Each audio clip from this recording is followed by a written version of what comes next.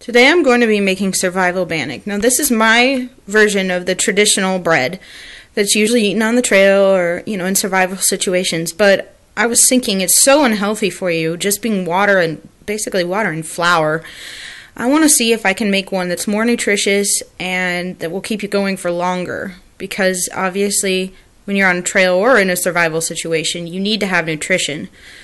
Keep yourself healthy. So what I've done is I've added a teaspoon of baking powder, about a teaspoon of cinnamon because I want mine to be sweeter today, and about a quarter teaspoon of salt. I'm going to be adding wheat germ, flaxseed, fresh ground whole wheat flour, and oatmeal, and also almonds to mine. I want to make a very, very dense, very healthy version of this, obviously. Okay, so what I'm going to do is start out. Now, this is going to be approximate measurements. I'm going to try to get it to about as close to a cup total as I can, but if not, it's no big deal. I've got about a half a cup, maybe a little less, of the wheat flour. To this, I've got a coffee mill. This is the best way for me, personally, to grind things. So I'm going to add first oatmeal to my grinder. I'm going to make that into a very, very fine powder. Sorry, this is going to get really loud. Actually, I'm just going to turn it off and come back. The oatmeal is ground and it's like powdered sugar fine, which is exactly what I wanted. I want this to not be lumpy. It'll rise better and it'll just taste better. In my opinion, it tastes better when everything's really, really freshly ground. So now what I'm going to do is add that to my cup of flour. I'm going to repeat this now with the wheat germ. Now you can leave this whole. I personally like it a little finer ground, so it's a little bit of that, not like that. Okay, the wheat germ's done. Now I'm going to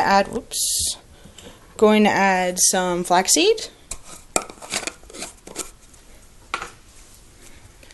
Flaxseed is so good for you. You don't want to go too wild on these because they will clean you out, if you know what I mean.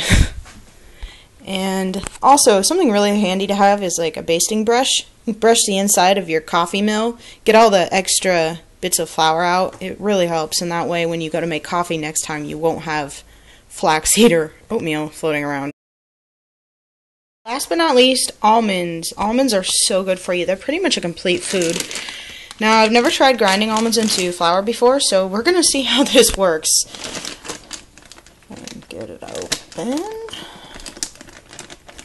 I'm sure it'll turn out fine. If not, I'll just have chunky bread, which is, there are worse things in this world. I'm going to start out slow. Maybe about that many. See how this turns out.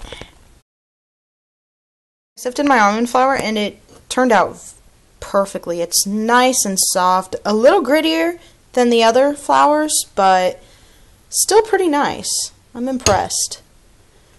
Okay, we've got roughly a cup there. I'm going to add just a little more oatmeal to make a complete cup. These didn't exactly turn out exactly how I wanted them to. I probably should have roasted them. I have a moisture powder and there are a few lumps, so what I'm going to do is just sift this and get the lumps out because I do not want that in my bannock.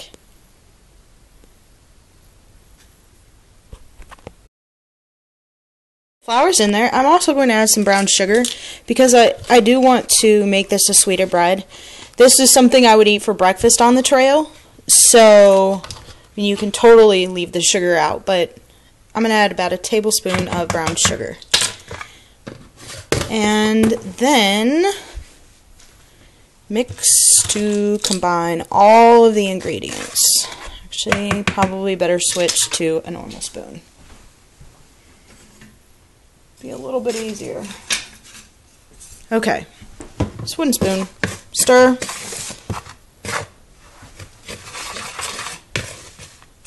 To combine.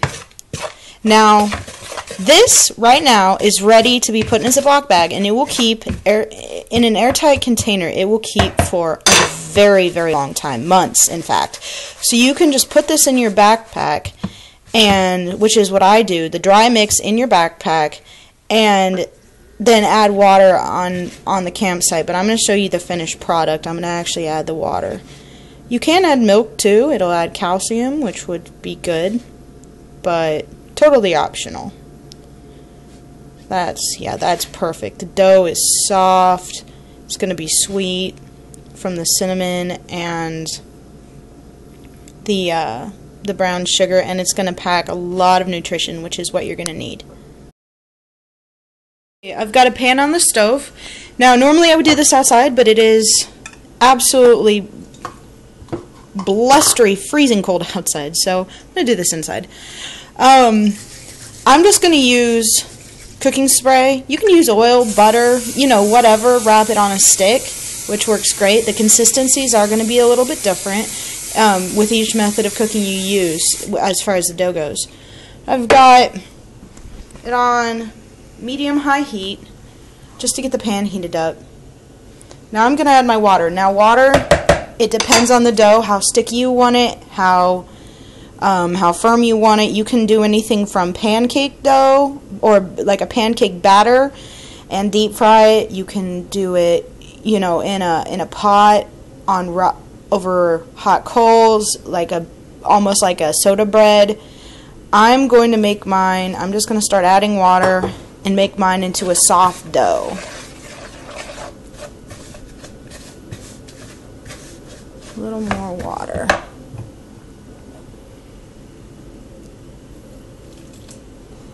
Sorry the camera's so shaky. It's extremely difficult to film and mix at the same time. Actually, I'm going to put the camera down and come back and show you when I get the consistency I need.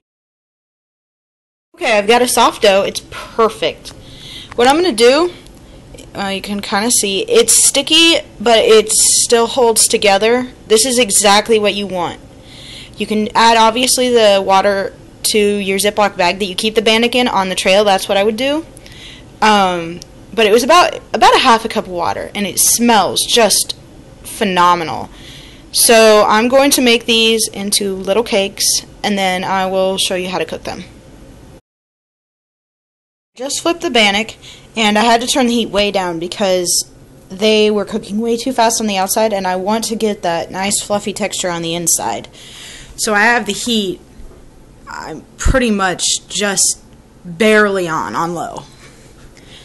And I don't know if you can hear that or not, they've got a nice crust on them, and they flipped perfectly. They do look a little crumbly, but that is to be expected considering I used, you know, oatmeal, flax, almonds. They may be a little crumbly, but we'll see how they turn out. They smell amazing. There's the Bannock all ready to go.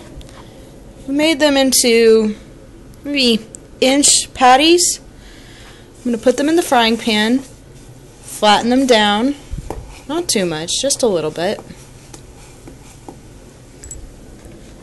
I gave a good generous spraying to the pan because you don't want these, you don't want them to fry, but you don't want them to get too dry either. You need a good amount of spray in the pan. So I'm just going to let those sit there and wait a few minutes and then turn them and see how they come out.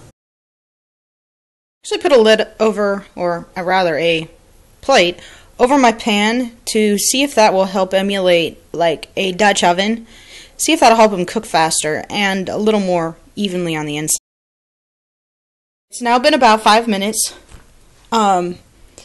And they feel done to me. Woo! Hot. Turn the heat off. I'm going to check them on the inside and see.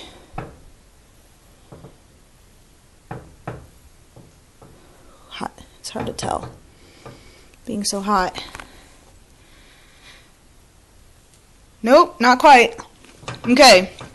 I'm going to flip them over on the other side and return them to the heat on low for maybe another 5 minutes. See if they're done. Alright, it's been about another 5 minutes and the Bannock is done.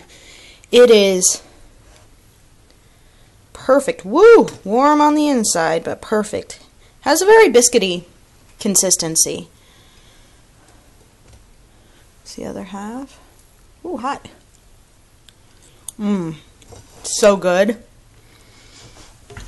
What I do, it's totally optional, but I carry honey on the trail with me. It's a good energy boost, and also, if I can get it open, well,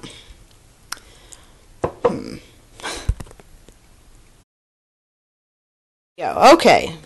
It's an energy boost, and it's also a morale booster. You can take something so plain, like trail Bannock, and make it just a little more exciting with a little honey.